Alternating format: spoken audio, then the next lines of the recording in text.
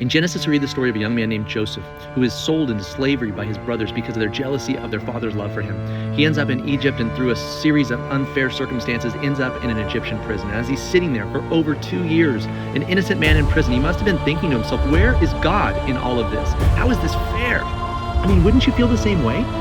But as we read further on, we begin to see a piece of God's providential plan as Joseph is raised up to second in command over all of Egypt. And because of this, he's able to save his family from the 7-year famine that hits the land. Eventually, this leads to the fulfillment of God's promise to Abraham as Moses leads the children of Israel out of Egypt, through the wilderness, and eventually into the promised land. What this story highlights for us is how God will sometimes allow his children to go through hard times and suffering in order to accomplish a purpose that is far more significant and important than our temporary comfort and happiness.